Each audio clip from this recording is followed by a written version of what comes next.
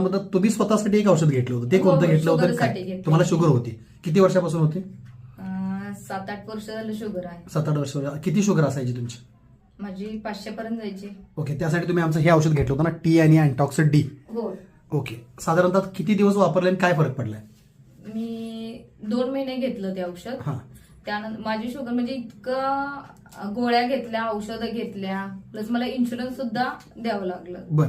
खरं इन्शुरन्स सुद्धा म्हणजे जेवढं इन्शुरन्स देईल हा. तेवढी शुगर कमी यायची. हा. त्याच्या व्यतिरिक्त नाही. मग परत ते बंद केले की परत आहे अशी. बरं. गोळ्यांचा तर काही इफेक्टच व्हायचा नाही माझा. बरं. पण हे तुमचं औषध मी टोटली त्या इन्शुरन्स प्लस हा. गोळ्या बरं. ह्या सगळ्याच बंद केल्या आणि हा. फक्त औषधं घेतलं. हा.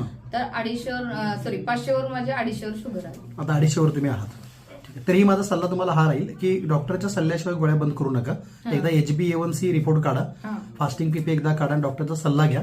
हळूहळू गोळ्या डॉक्टरच बंद करतात, आपण स्वतःहून कधी बंद करायचं नाही. बाकी तुम्ही आमच्या प्रोडक्टमुळे 500ची शुगरची इन्शुलिन घेऊन कमी येत नव्हती किंवा इन्शुलिन घेतल्याशिवाय कमी येत नव्हती. इन्शुरन्स जरी घेतलं हा. तर माझ्या डोळ्याला खूप त्रास व्हायचा, साईड इफेक्ट व्हायचे त्याचे. म्हणजे पुढून असं येणारी व्यक्तीच दिसायची नाही जवळ आल्याशिवाय. आणि आता इतकं- शुगर मेंटेन आहे आणि त्याची हा, आणि तेही दिसणं ॲलोपॅथीच्या सुद्धा- गोळ्याशिवाय आणि इन्शुलिन शिवाय आहे. हा. Very good. आणि दिसणं सुद्धा एकदम म्हणजे व्यवस्थित आहे. व्यवस्थित झालं. बाकी तुम्हाला आता शारीरिक त्रास वगैरे कोणताही नाही. नाही नाही. तरीही तुम्ही डॉक्टरांच्या सल्ल्यानेच एकदा रिपोर्ट दाखवून गोळ्या जर अजून तुम्हाला गरज असेल तर हा कोर्स ही कंटिन्यू करा आणि डॉक्टरांच्या गोळ्या हळूहळू त्यांच्या सल्ल्याप्रमाणे तुम्ही कमी करा. आणि संस्थेच्या वतीने मी तुम्हाला एक विनंती करेन, आपण पत्रकार आहात, हो. पत्रकार म्हणून ह्याच गोष्टीचा ज्याचा तुमच्या साहेबांना रिझल्ट आला, दारू सारख्या तंबाखू सारख्या व्यसनातून ते बाहेर आले, हम्म.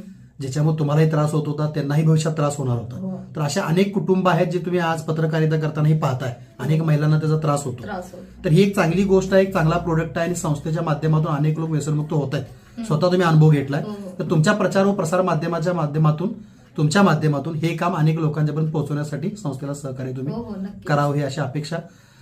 सर असेच व्यसनमुक्त राहावेत, तुमचीही शुगर नॉर्मल राहावी आणि तुमच्या हातून अनेक लोक व्यसनमुक्त आणि मधुमेहमुक्त व्हावे अशी सदिच्छा. धन्यवाद.